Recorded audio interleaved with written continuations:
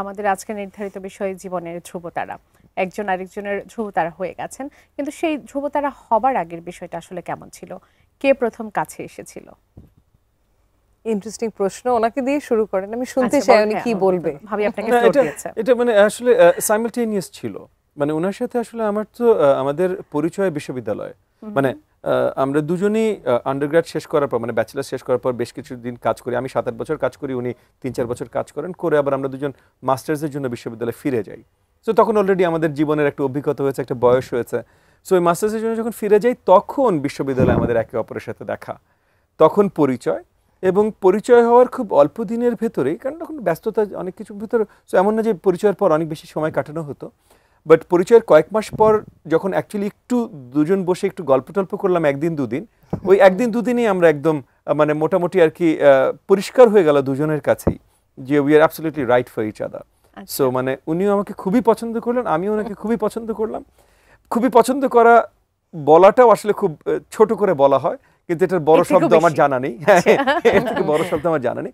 তো তখন থেকে আজ 17-18 বছর হয়ে যাচ্ছে, 19 বছর হয়ে যাচ্ছে, 19 বছর হয়ে যাচ্ছে। এই 19 বছরে আর কি আমরা কখনো আর ওই যে একদম সুপার গ্লু দিয়ে আটকেছি, 19 বছর আর এই সুপার গ্লু ছুটেনি। এই যে অনেক বেশি পছন্দ হয়ে গিয়েছিল, তখন অনেক বেশি পছন্দ করেছিলেন, কোন বিষয়টি, রাশনাপুর কোন বিষয়গুলো আপনার অনেক বেশি পছন্দের ছিল? সবকিছু, to be very honest with you. মানে উনি কত সুদর্শন এটা তো আর বলার কোনো প্রয়োজন নেই। ওনার পার্সোনালিটি কতটা আকর্ষণীয় সেটাও আসলে এখন বাংলাদেশের জনগণই জানে, সো আলাদা করে বলবার কিছু নেই। তবে মানে ওনার সাথে প্রথম যখন আমরা আলোচনা গল্প করা শুরু করি, তখন ওনার জ্ঞানের গভীরতা, উনি আসলে কত ভালো একজন মানুষ, মানে কতটা আশেপাশে সব কিছু নিয়ে উনি কেয়ার করেন, কতটা জানতে চান। কিছু জিনিস আমাদের অনেক কমন ছিল, যেমন দেশ সম্বন্ধে, যে আমরা কিভাবে আগামীতে বাংলাদেশ দেখতে চাই। তো তারপর অবভিয়াসলি একে অপরের যে জিনিসগুলো পছন্দ, সেই জিনিসগুলো অনেক মানে খুব সিম্পল জিনিস, যেমন মনে করেন সিনেমা, কবিতা, গল্পের বই, মানে কোনটা পছন্দ, বা মনে করেন একটা দার্শনিক, কোন দার্শনিক পছন্দ, মানে এই জিনিসগুলো আমাদের অনেক দেখি একদম খাপে খাপে খুব মিলে যায়। তো তখন অটোমেটিকলি এটা আর কিছু বলার জায়গা থাকে না আর কি। এর বাইরে আপু বলবেন যে ববি ভাইয়ের কোন বিষয়গুলো আপনাকে খুব বেশি অ্যাট্রাক্ট করেছিল, মনে হয়েছিল যে হ্যাঁ আমি আমার মিস্টার পারফেক্ট খুঁজে পেয়েছি? ইন্টারেস্টিং।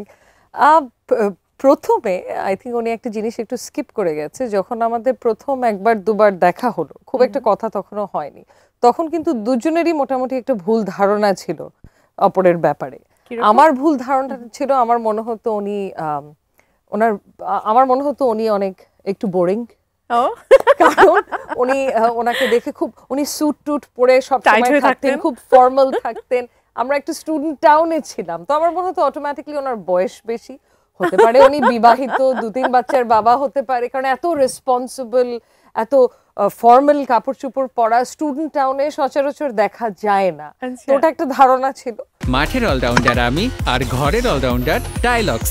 টাইলক্স টয়লেট ক্লিনার, ক্লিন মানেই টাইলক্স।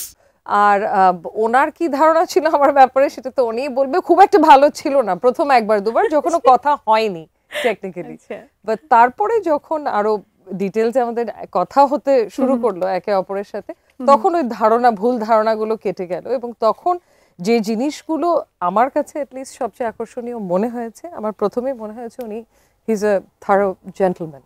আচ্ছা। এবং সচরাচর কিন্তু আপনি জেন্টলম্যান খুঁজে পাবেন না, খুবই ডিফিকাল্ট পাওয়া। তো ওটা আমার বড় ধরনের আকর্ষণ ছিল আমার জন্য। ওনাকে খুব রেসপন্সিবল মনে হয়েছে, ওনাকে মনে হয়েছে যে কেউ, শুধু যে আমি ওনাকে বিশ্বাস করতে পারবো বা আমি ট্রাস্ট করতে পারবো বা আমার ওনার উপর আস্থা না, উনি এমন ধরনেরই মানুষ ছিলেন যে ওনার সাথে একবার দুবার কথা হলেই আপনি ওনার উপর বিশ্বাস করতে পারবেন, তাই না, যে তাকে বিশ্বাস করা যায়। আর উনি আগ বাড়িয়ে সাহায্য করতো মানুষকেও। আমার ওখানেই আমার একজন বান্ধবী অসুস্থ হয়ে পড়ে, একটা দাওয়াতে ছিলাম, সবাই তখন ইয়াং, সবাই হইচই করছে, কিন্তু ওই দাওয়াতের মধ্যেও সে দাওয়াত ছেড়ে আমাকে এবং আমার বান্ধবীকে হেল্প করে বাসা পর্যন্ত নামিয়ে দিয়ে আসলো আমার ওই বান্ধবীকে। তো সেটা আমার কাছে মনে হয়েছে যে সচরাচর কেউ করতো না, কিন্তু তখন কিন্তু অত পরিচিত হতে পারে না যে আপনাকে ইমপ্রেস করার জন্য সেই কাজটা করলো, যেহেতু আপনারই বান্ধবী। ইমপ্রেস করার জন্য করে থাকলেও ভালোভাবে কাজে লেগেছে, ওটা ইমপ্রেসড হয়ে গেছি। তো উনি ওই টাইপেরই ছিলেন, আমার মনে হয়নি যেটা উদ্দেশ্য প্রণোদিত ছিল ইমপ্রেস করার জন্য, আমার মনে হয়নি, কারণ উনি প্রথম থেকে খুব জেনুইন একজন মানুষ ছিল। তো এগুলোই প্রথম দিকে অ্যাট্রাকশনটা ছিল ওখানে। আর পরে যখন আমরা আলাপ আলোচনা করতে থাকলাম, তখন যেটা আমার কাছে সবচেয়ে গুরুত্বপূর্ণ ছিল যে জীবনের ব্যাপারে, মানে আমাদের দুজন আমরা কিভাবে জীবনটাকে দেখছি, জীবন থেকে আমরা কি চাচ্ছি, এই ভিশনটা মিলতে হবে দুজনের। বড় ব্যাপারগুলোতে কি আমরা একমত কিনা, ছোটখাটো ব্যাপারে আমরা একমত নাও হতে পারি, কারণ আমাদের দুজনের পার্সোনালিটি অত্যন্ত ভেরি ডিফারেন্ট পার্সোনালিটি। বেশ কিছু বিষয় উল্লেখ করেছে যে এটা আমাদের মিলে যায়। এর বাইরে আপনার কোন বিষয়গুলো আপনার কাছে গুরুত্বপূর্ণ যে এগুলো বড় ব্যাপার এবং এগুলোতে আমাদের মিল থাকতে হবে? যেরকম প্রথম থেকে আমরা দুজনেই কিন্তু দুজনের কাজের ব্যাপারে খুব ইন্টারেস্টেড ছিলাম। আমরা প্রথম যখন একসাথে একটা ডিনারে যাই প্রথমবার, তখন প্রায় 1-1.5 ঘন্টা আমি একতরফা কথা বলেছি আমার আইন পেশা নিয়ে। ততদিনে তো আমি প্রায় 3-4 বছর আইন পেশায় মানে সুপ্রিম কোর্টে প্র্যাকটিস করে তারপর গেছিলাম। তো উনি কিন্তু একদম ধৈর্যের সাথে পুরো কথাটা 1 থেকে 1.5 ঘন্টা শুনেছেন। 1 থেকে 1.5 ঘন্টা একতরফা। হঠাৎ করে 1 ঘন্টা 1.5 ঘন্টা পর আমার মনে হলো উনি তো একটা কথা বলেনি, আমি বলেই যাচ্ছি।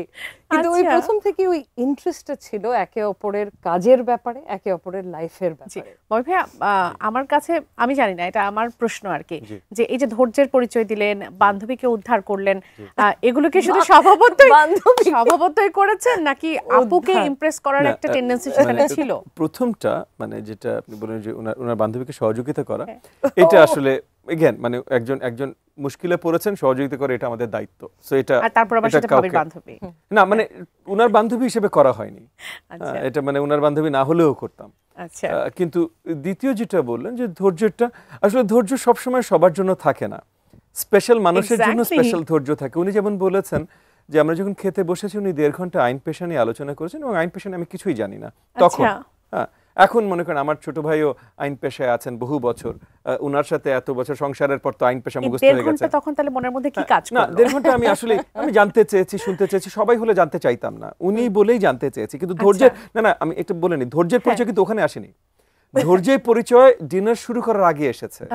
ওনার জন্য 2.5 ঘন্টা ওয়েট করেছি ডিনারে আসার আগে, 2.5 ঘন্টা, 2.5 আওয়ার্স।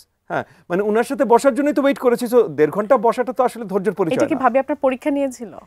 উনি কি নিয়েছেন আজ পর্যন্ত আমি জানি না।